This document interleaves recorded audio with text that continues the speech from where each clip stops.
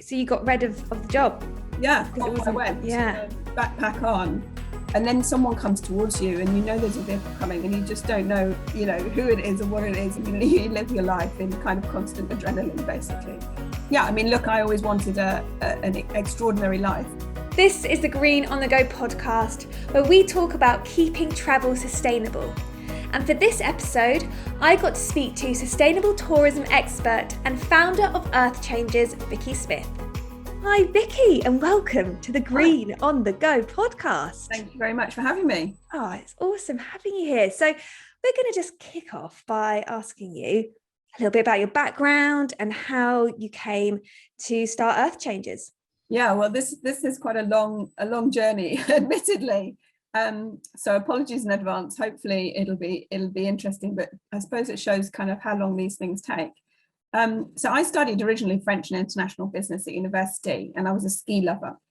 And so although I didn't plan a career in travel, I wanted to take 6 months off after uni, go and work in a ski resort, keep my level of fluency of French up because I'd just got to that point, and I didn't particularly want to go immediately into a corporate job. So much against the advice of most of my professors, off I went to work in ski.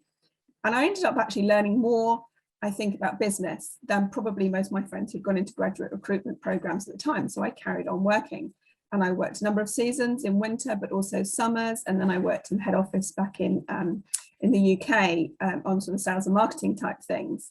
And in between seasons, I also got to travel, which I loved. I guess I'm just someone who loves travel because we love the freedom of it and love to really just experience different destinations, different people, different cultures, that kind of thing. And I actually came back to the UK. So it was about the late 90s I came back because a friend of mine was terminally ill. So it kind of forced me to come back and work in this country. And the whole time I'd been up a mountain, internet tech had just come out, right? And that sort of mid 90s, right? And so my stepfather was a network engineer, and he was all kitted up at home. And where I'd worked in the Alps, pages didn't even work, so let alone having internet tech. So I was quite fascinated by internet tech and wanted to get a job after ski seasons that would use my skills, and ended up thinking, well, I wanted to work in international conferences because I could travel still, I could keep my itchy feet at bay, but I would use lots of sales and marketing and people skills. And I found the first company in the UK in creating conferences around internet technologies in different industries. And so I basically gave them no choice, but I wanted to work for them. So I went and did that for a couple of years. And inevitably then, through learning about internet tech in that way, actually, as well as sort of creating conferences, we were building vertical industry portals for people to keep in contact with each other. And inevitably I was involved in travel industry side of things. And I then got a call back from a travel company to say, would you come and set up, our web offering? And that was actually for teletext at the time, if you remember the original analog TV service. Gosh, that takes you back. I think I would have been a kid when I remember all of that. Exactly. I was part of the original team that took that digital then for the first time. So initially I was responsible for ski because that was my background of the industry. And then after a while, I looked after overseas package holidays as well, because the database worked in 7 ways. But what that did, because that's where the e-commerce and web development jobs were in travel at that time, is for the big companies. That really then put me into a very mainstream travel world where I'd come from ski lakes and mountains in the background, which was much more kind of nature oriented. And I had sort of ended up in quite a different place, I suppose, to what I originally thought. And through that, I suppose, experienced for the first time the very negative impacts that the travel industry can have, and how when it works on this mass level, it's a real sort of conveyor belt. And my penny drop moment, I went to a friend's wedding in Kenya, and I was very fortunate to be able to get a cheap deal through work to be able to go to this wedding. But I was really horrified by so many things. I always remember traveling from the airport to the hotel, and the streets were just lined with plastic. And that's the first time I'd ever seen that. And, the realization that local people had no way to deal with this waste. They just didn't have the sort of, public services that could cope with that. And we got to the hotel and we were literally warned not to go outside, not to talk to local people, stay within. And I was kind of fascinated by it. I was going to this wedding. I also went on safari while I was there. I wanted to go to the local bars and talk to the local beach guys and all this kind of stuff. And so I was fascinated by, who was there and what they were doing. And most people were there to sort of eat as much as they could, drink as much as they could, tan as much as they could, didn't really have any interest beyond that. And I suppose I felt very disappointed that that's what travel has come to mean, when for me, it was very much about intercultural exchange and learning and just the whole experience of being somewhere completely different and experiencing different things. And it wasn't just all about sun for me. So really that experience really stayed with me, although I carried on working in my job for a while, to a point where I just felt, though my values began to be so conflicted by the job I was doing facilitating that for other people, and where my heart was, which was actually to try and understand how tourism could help more and wasn't doing and should do, and what the place was for tourism in this world, really, I suppose. And so I kind of jacked everything in and went off to Africa. I'd said to a friend, I just really want to go spend some more time in Africa. And she's like, why don't you? And I thought, well, that's a very good question. Why don't I? So you got rid of the job? Yeah. Because it wasn't. I went, backpack on. And I spent some time actually volunteering in conservation and also in community development. And I traveled around all of Southern Africa and really, tried to understand, where was tourism helping? Where wasn't it? What was it doing? And, nothing like Southern Africa for really experiencing just a huge diversity between potentially luxury tourism developments, if you like, and poverty, water issues, health issues, you name it, And that was my real life changing experience, I think. And so when I came back from that, I very much wanted to only work in responsible tourism. And I ended up getting a job in volunteer tourism and charity challenges for a little tour operator called DeFRA Travel. And so did marketing for them. I was also a trip guide and continued to do that even after I worked for them. So very much sort of combining volunteer work with charity challenges. So hike up Kilimanjaro, for example, and help a local school. And had amazing experiences doing that. And then, financial issues came into play. I had to pay a mortgage, unfortunately. And I went actually and worked back in startup for an old boss. And we literally worked like mad to launch the site, and literally launched the day that Lehman Brothers went bust. And we were all promptly made redundant not long after. So that, the concertina of the travel industry does this occasionally. But given my passions, I always knew I wanted to go spend more time in Africa, actually. And I knew I wanted to train to be a ranger because I love living on a reserve. And so I found out how to do that, which wasn't very easy at the time.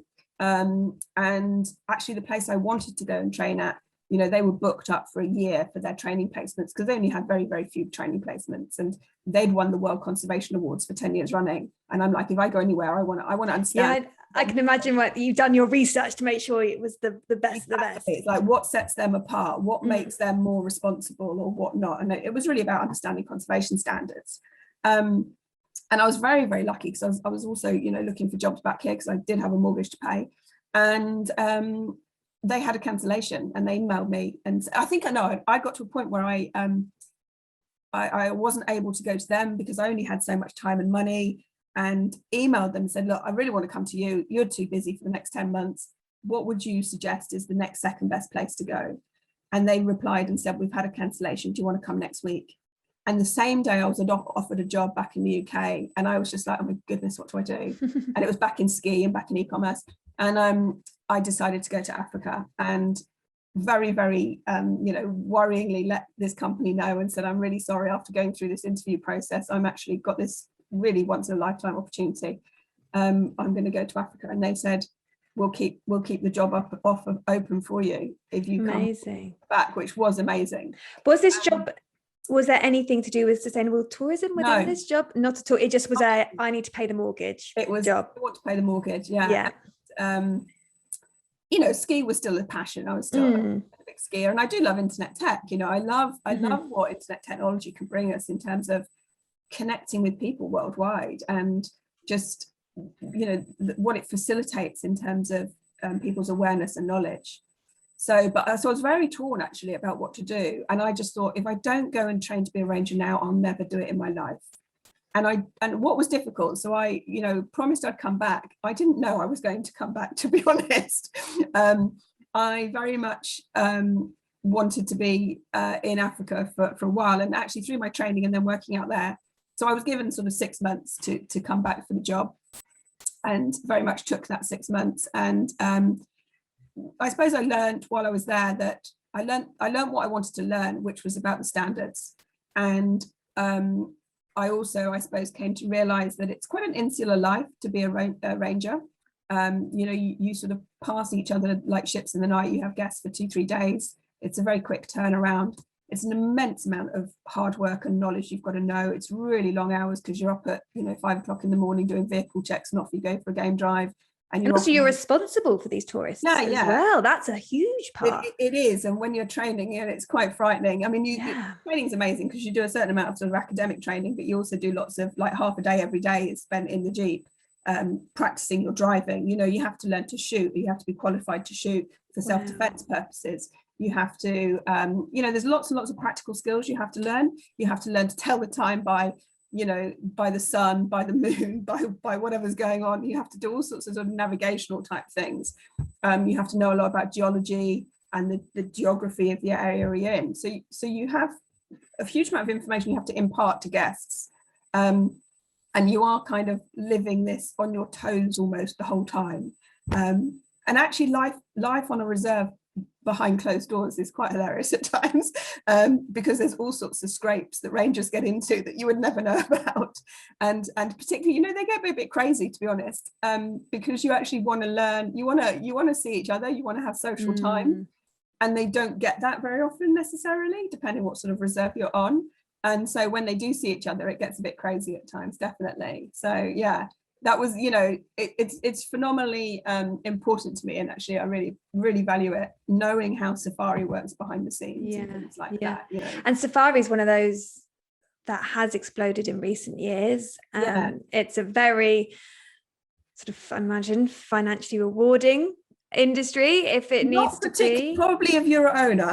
Yes, if you're an owner, because they cost a lot of money. But equally, it's those type of things that can, if you don't book the right one, you're not booking with rangers that have done the type of training that you did, which is so important. And it is expensive. I came to realize why often it's so expensive. Basically, that a lot of these places are forced to have to be expensive because of the anti-poaching operations that they have to be able to finance. So they have anti-poaching teams, and actually while I was doing my training, that's one of the most frightening things I've ever done in my life, is actually spend time with the anti-poaching team. And these guys are like a SWAT team, and that wasn't my full-time job. I was just occasionally there to support. And you're awake all night and you're camping out and you're driving around the reserve to make sure. And then someone comes towards you and there's a vehicle coming and you just don't know, who it is or what it is. And are you gonna, you're on the guys now. I mean, I did my training a long time ago, but it's a real sort of frontline war effort almost. And they really could have a very dangerous situation any point in time, from poachers or from wildlife indeed. So you have to be on your toes, definitely. You live your life in kind of constant adrenaline, basically. So I could have stayed and worked longer, and I did make the decision to come back, partly because of the appreciation that actually life in the UK and what we have is, we are very fortunate.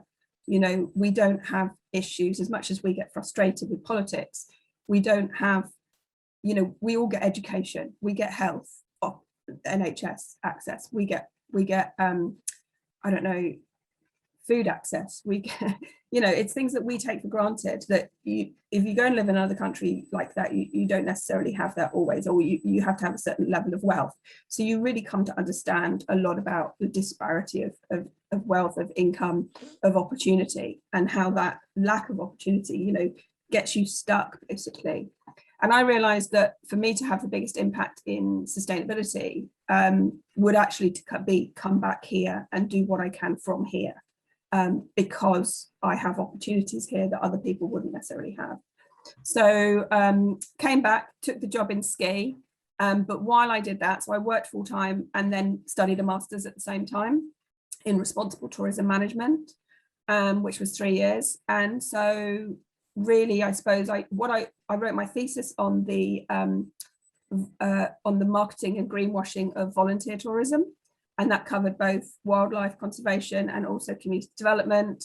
And I raised a lot of awareness around orphanage tourism, which is a big no-no, and also things like, I don't know, elephant riding, and just how lots of those activities at the time, and this was sort of around 2012, you know, they were used by travel companies to very much be what a positive experience, what a great time, and they were not much known yet at that point to be, you know, fairly atrocious things and irresponsible to do. Yeah, I mean, 2012 was about the time when I would have been probably early 20s or 20 at the time, and that was when a lot of my friends were going off, they were traveling, and there was this whole like, oh, I'm going to go and work in an orphanage for 2 days, and you pay to do it, and then I think a few years later you find out that it's not what it cracked up to be, and that it's, you know, these parents are getting paid to put their kids in these orphanage.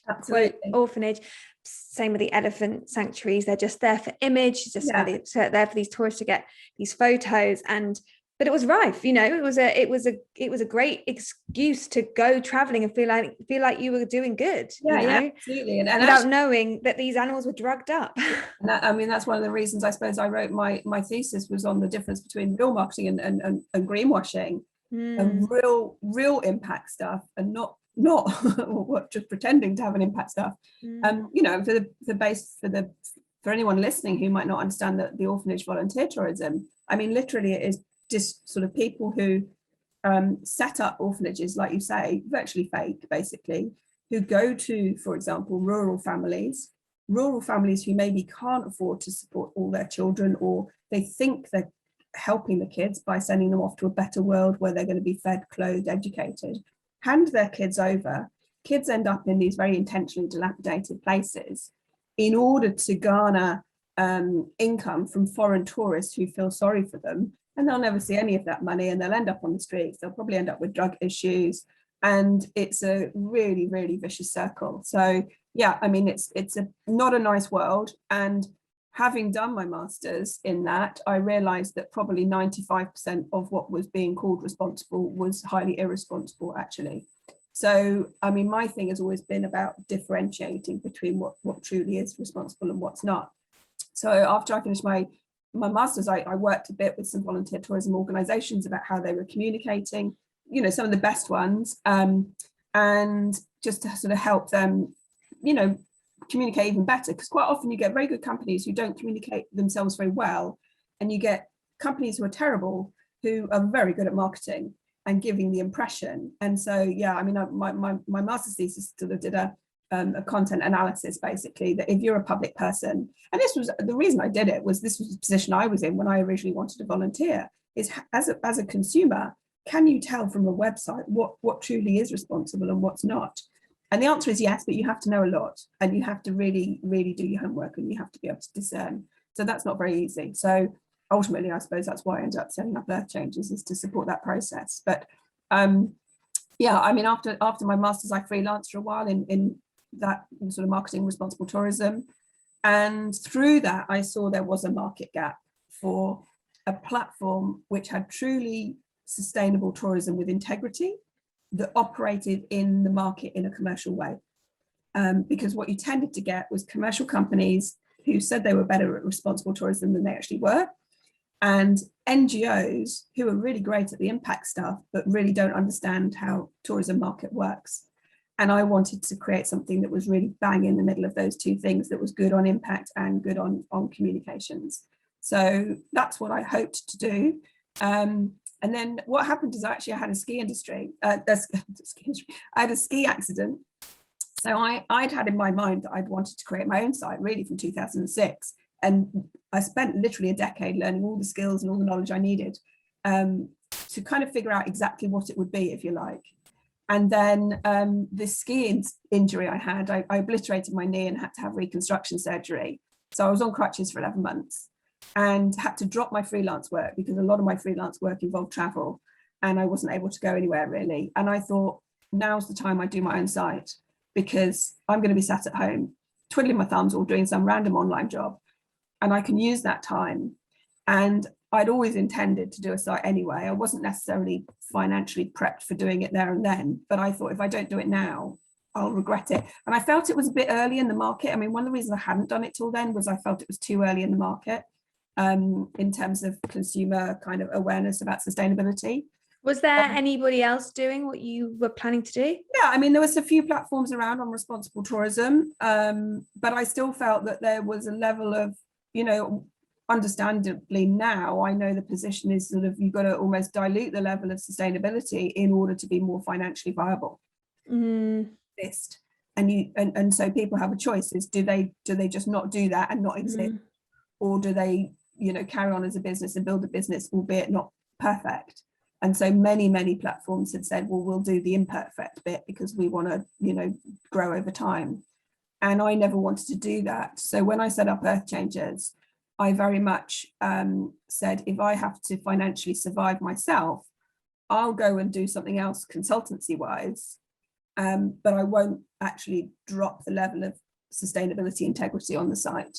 And I think that's one of the things that sets me apart and why I've done what I've done. So yeah, I mean, look, I always wanted an extraordinary life, and probably had that, but it doesn't come easily, and it doesn't come by making standard decisions. You've got to kind of make some random left and right turns where people don't expect sometimes. Yeah, well, yeah. But everything that you've experienced, I think, so interesting, from working, you know, when these package holiday deals are coming out and seeing that side of it, to then being a ranger. You've seen everything from all different aspects. So putting that into Earth Changers must have given you such an incredible influence. Yes, it's you know, it is literally bringing everything together I've learned all my life. Absolutely. Yeah. So what, in a nutshell, what is Earth Changers about? So if somebody said, you know, went to your website, what are they going to get from it? So Earth Changers is a curated collection of positive impact tourism, and we help customers find and book trips that truly change the world. So I promote the very best of positive impact tourism. So in order to do that, I'm researching and really making sure they truly are delivering the positive impacts they say they are, writing that up in a way that consumers will understand, because I think a lot of consumers, you know, would like the thought of booking that kind of thing, but they aren't so versed in sustainability, and you can't expect them to be experts, you know, to sort of think what's relevant, or to be able to cut through where people are greenwashing and what's not. So it's very much about presenting those who are, holding them up as a real model actually for the industry to both emulate and also, you know, shining a light on the practices. So as much as we're trying to help consumers, we're also trying to influence the sector in a way to change for the better. And obviously, I mean, every trip, because it's discerned for its sustainability, every trip has positive impacts. It's all in different ways. There's no standardization about it because it's very localized to wherever you might go. So a lot of those organizations, you know, they might be accommodations, they might be tour operators, and they significantly support in their local area conservation, health, education. You know, they might do really good climate initiatives, such as, you know, Red Plus is a project through the UN, which is all about conserving forests, basically, or reforestation in order to have that carbon sink. So, you know, they're all amazing places and amazing operations. They really support local people. They really support local land. And it's about saying tourism doesn't need to be done in the standard mainstream way. Now, not all of it is not necessarily luxury. Some of it's quite spit and sawdust, quite raw. And so the commonality between all the different projects that we work with is that sustainability impact, basically. Mm-hmm. And so, have you ever got any sort of, I don't know, tourism companies that you've been working with that you thought, I want to work with you, but actually you need to change this, this, and this in order for me to work with you, and they've done that? Do you give guidance on how they can improve as well? Not so much at the moment. That is something I'm going to be doing in the future. What I look for, that sort of data reporting of the impacts they're having. If they're data reporting already, they have that commitment and they are measuring and monitoring. And that can be quite different. You know, for example, we work with a lodge in Nicaragua, like on the shores of Lake Nicaragua, which supports a community which maybe is a couple of hundred people. And then we work with a lodge in Kenya, which supports a Maasai community of 16,000. So, you know, it's not necessarily about the numbers, it's about the actions towards their local community and places. And there's a really big difference between organizations who say they're responsible or sustainable, but they're not reporting anything, and those who actually are. So that's quite a differentiator, to be honest. I guess that's the proof in the pudding, isn't it? If something says, you know, green boat trip, I don't know, in Cape Verde or something, and they can say that, but that's just a tick box thing. I guess that's the key, isn't it? Look for the research, look for the numbers. What are they coming back with? What are they providing? What are they changing? Because that is sustainability. Exactly. How are they placed to make that claim? And that's exactly what greenwashing is. It's making those claims without having any evidence to back it up. And, you know, that evidence is a little bit subjective at times, because, you know, some organizations might be better at conservation stuff, or some organizations might be better at community stuff. And it's up to me ultimately on my site what I put on there. So for that reason, I don't make it a sort of tick box criteria, because to do so, what you get, and, you know, we have these in sustainable tourism, we have a lot of accreditation or certification organizations that, if you like, they put a label on things to say they're sustainable or not, if you like. And the problem with that is, I mean, there's people often say to me, why doesn't sustainable tourism have a certification? Well, it does. It has 150 worldwide plus. The trade doesn't even know the difference between them, let alone the consumer. And I couldn't certainly name all of those by any means. I mean, I'm lucky if I can probably name a couple of handfuls. And the very good ones are literally a couple of handfuls. So I don't base it on the fact that people have a certification or accreditation, because you get organizations which aren't so great who pursue those certifications in order to look good and tick the right boxes. And some certifications are very much box ticking exercises. And then you get other organizations who are brilliant at what they do, and they won't go into a certification program, because basically they put their money and their resources into their actual work and the impacts they're creating. So it's a very, it's personal discernment, objectively, and very much look across the board at what they're doing. And another thing is, you know, what we look for isn't just about minimizing negative impacts. So it's not just about carbon, water, waste, which is very dry to the consumer. It's very much about that plus the positive impacts supporting conservation and community. Yeah, and I mean, the thing is if someone's going to book their holiday, they kind of want it as easy and as sort of sufficient as possible, and they want to go to a website, and they I guess it's very easy for the consumer to bypass all that research and that sifting, which is why you do all that for them. So, you know, if you're booking through you, you're not going to get greenwashed, you're not being taken for a ride, you know. You're going to be getting something very, very authentic, which is, and there's a standard to that and an integrity to that. And you know, this is partly why historically, you know, it's been sort of said in sustainable tourism that people don't buy on sustainability. And I think historically that's true, but I never believed it would always be so. I always believed that it would come round, that they would. And I think they are. And now they are, yes. I really, for years, you know, people would have said that about bananas years ago, or coffee, you know.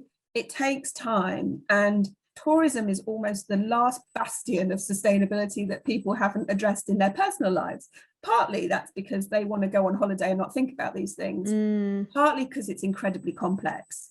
I mean, it's not just black or white, and that's the problem, I think, or challenge with sustainability, is you get sort of, you know, shades of grey sometimes. Well, it's a very hard thing.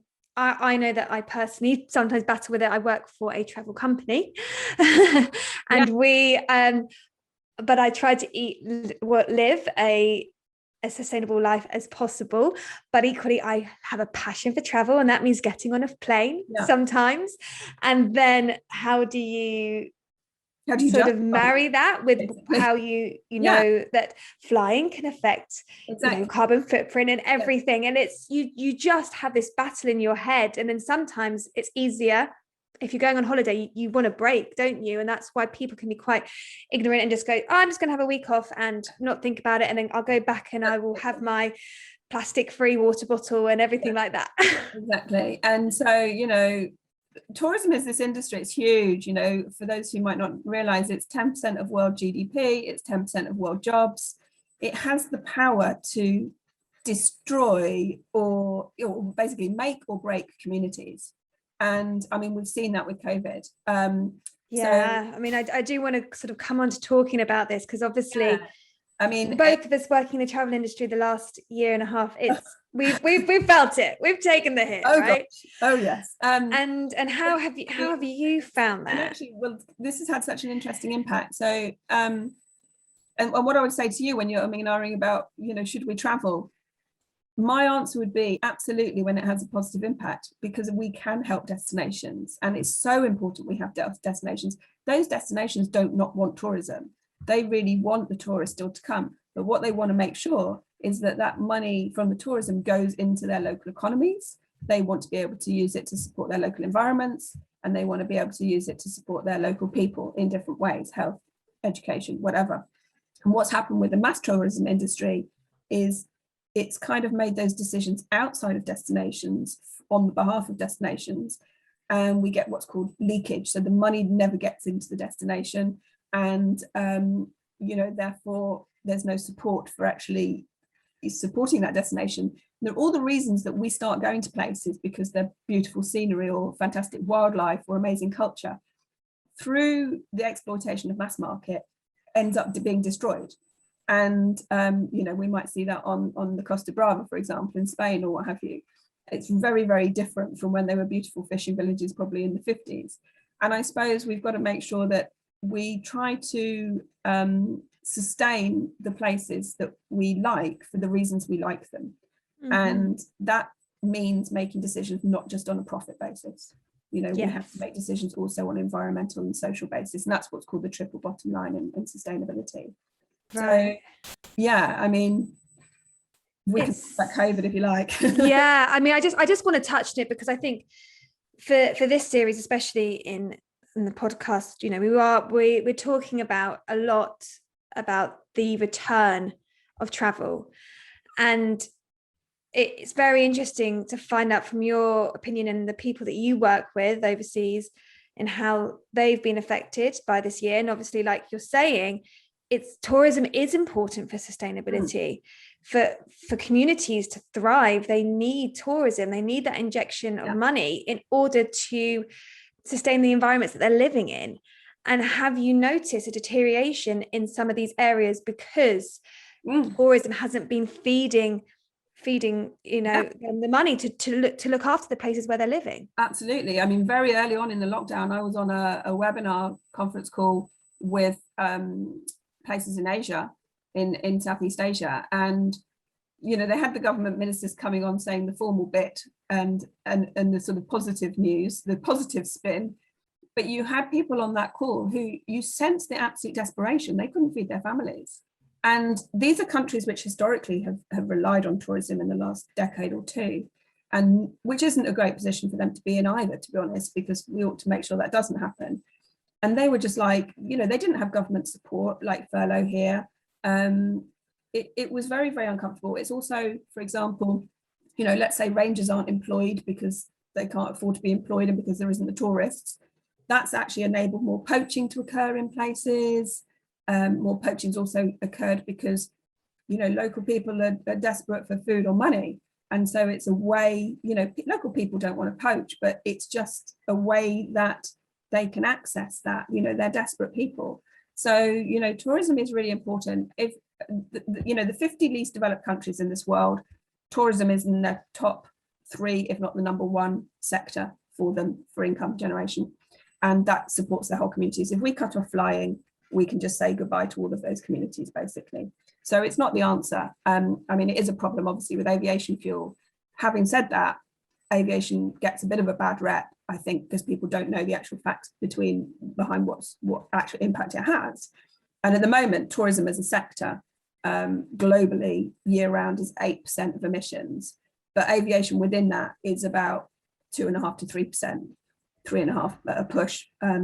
So, you know, if you said, you know, the big changes we need to make in our lives are industry and energy and things like this. Aviation is a problem because it's growing at such a rate. And if it continues growing at such a demand rate, the portion of the aviation emissions in terms of total emissions will take up. We're looking at, you know, 2050 it being sort of 25% plus, which is crazy, you know. So I guess kind of what you're saying is it's not travel itself isn't the issue, it's the way that we traveled. Yes. It's the way that traveling has become cheaper, easier, more convenient. We're not going on just one trip every year.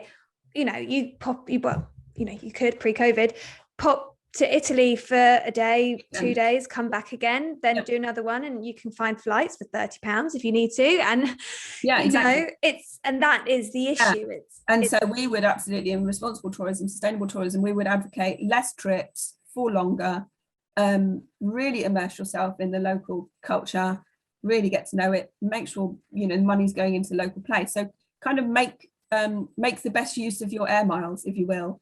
And in the meantime, I mean, one of the problems is because there isn't an alternative to aviation fuel, whereas other industries are decarbonising, aviation just literally can't do that at the moment, not on a mass scale. So while that R&D is continuing, and, you know, there's great calls in the industry for things like if we had tax, that money should go into research and development for it, basically. So there is great movements going on in both electric plane options and hydrogen and, you know, all sorts of alternatives. But we're still probably a decade away from that being mass market, if you like. So in the meantime, it's very much taking very considered choices. And also, you know, small things like economy class is better carbon impact than if you're in first class, because your space per person is less in an economy. So in effect, you're less carbon per person, right? Things like the time of day you fly, the modernity of the aircraft. There's lots and lots of, you know, small little things that you can choose. If, you know, you're better to, there's a lot of jet fuel using propulsion for takeoff. So, you know, fly direct where you can rather than multiple hops. So lots of small things you can look at to make a more sustainable choice, definitely still. And I think these things that, you know, we're hopeful that travel will return. We're getting there. We're not quite there yet.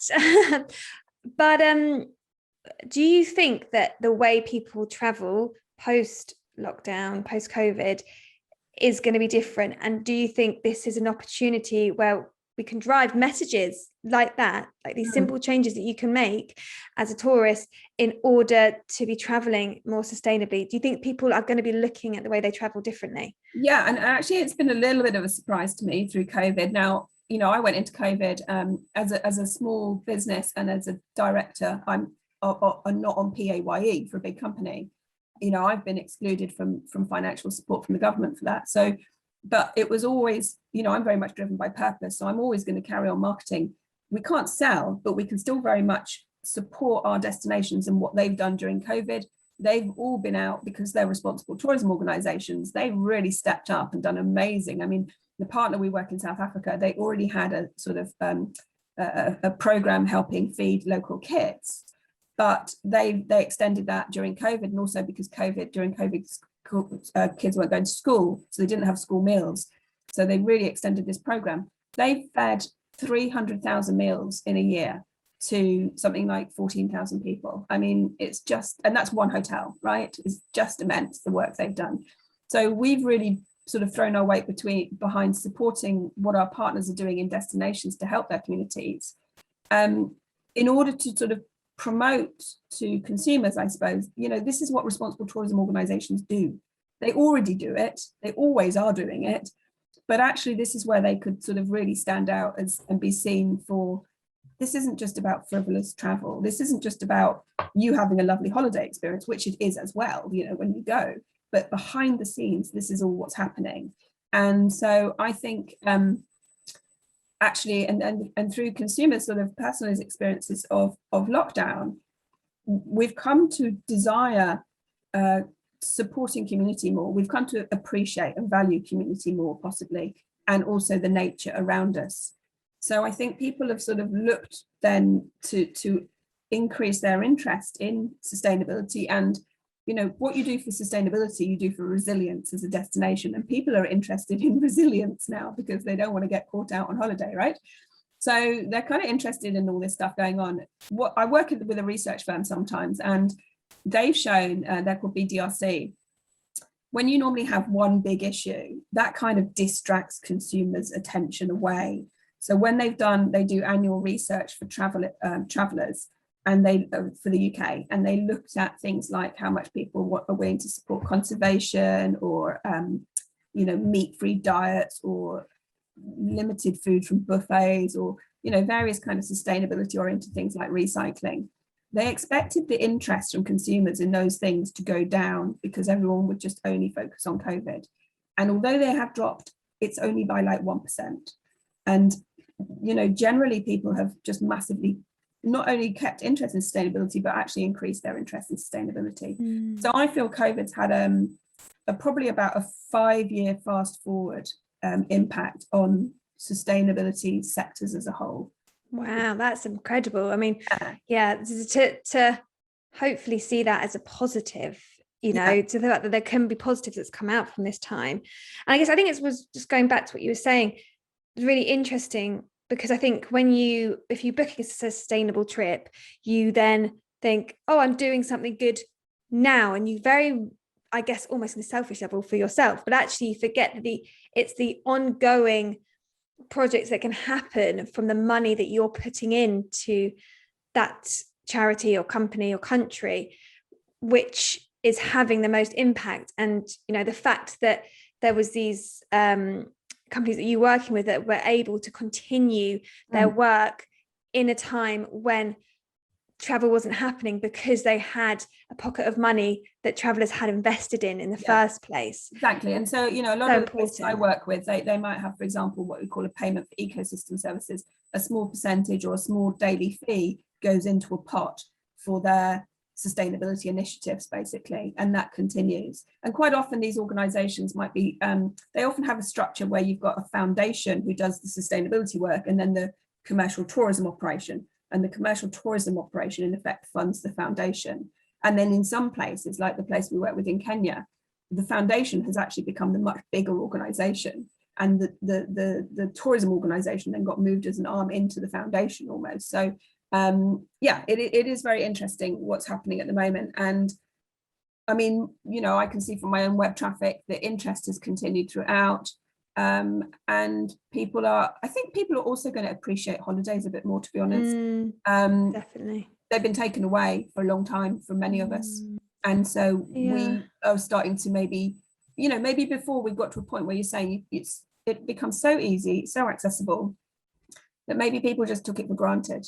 And now we've had a year where we can't take it for granted. And we realize the importance to our mental health and to just, you know, our lives. But actually, it's not just our lives. Every choice we make has an impact on people in those destinations. And I think what's interesting is, it being a pandemic, we've all been united around the world with this issue. Yes. So you suddenly have this common ground with people all over the world and their experiences and wanting to help each other.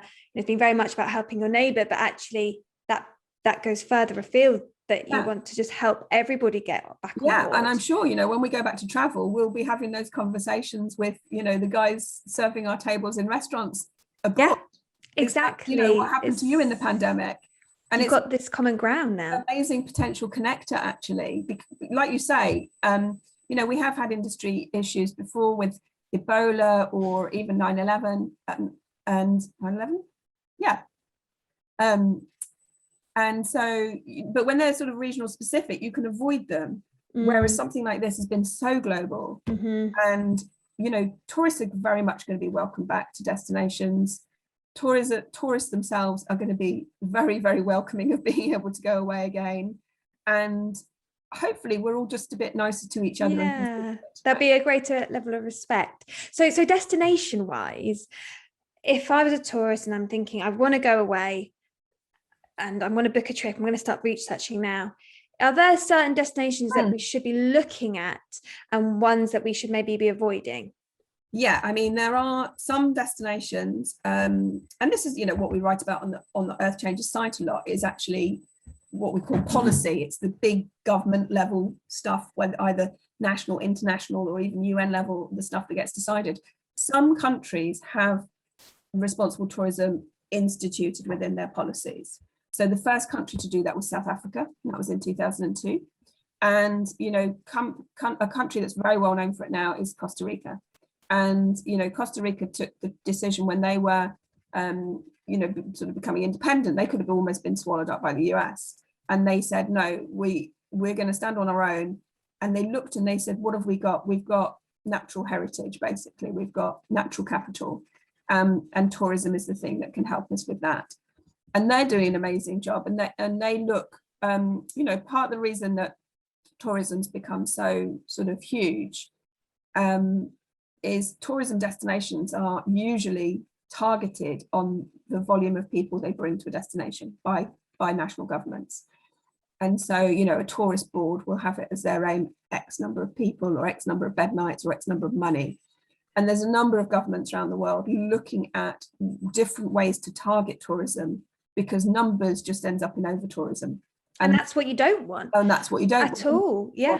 You know, that's not a good customer experience. No. Not a good experience for local people. They get pushed out of their own housing. They get pushed out of their own streets to kind of, you know, they can't live where they're working. And so, yeah, Costa Rica's looked at something called the Social Progress Index and how they measure tourism as contributing to society. New Zealand's doing the same. They have what's called a Living Standards Index. Bhutan, you know, historically, they've always had a gross national happiness rather than gross domestic product. Amsterdam and Holland as a whole are looking at donut economics, if you've heard of that. It's basically saying we've got a you know, minimum thresholds we need to meet to support people and desire people to come here, but there's maximum limits we need to put in, and we need to live in between these two levels, if you like. So yeah, I mean, Slovenia's done an amazing job. They've been very, very focused on responsible tourism for many years. And then not even just at sort of national level, at more local levels, you know, anywhere that's protected areas, anything that's sort of, you know, instituted within written agreements to support local people and places, basically. Yeah. I seem to remember I went to Costa Rica about 5 years ago, maybe, and there was some areas we went to, we had to pay a tourism tax in order to enter that area. And then I had a similar experience in the Philippines. Yes. Because, you know, the whole thing was you got to go to the lagoon and you've got to go to these beautiful places and, you know, all these amazing pictures that you see online and stuff.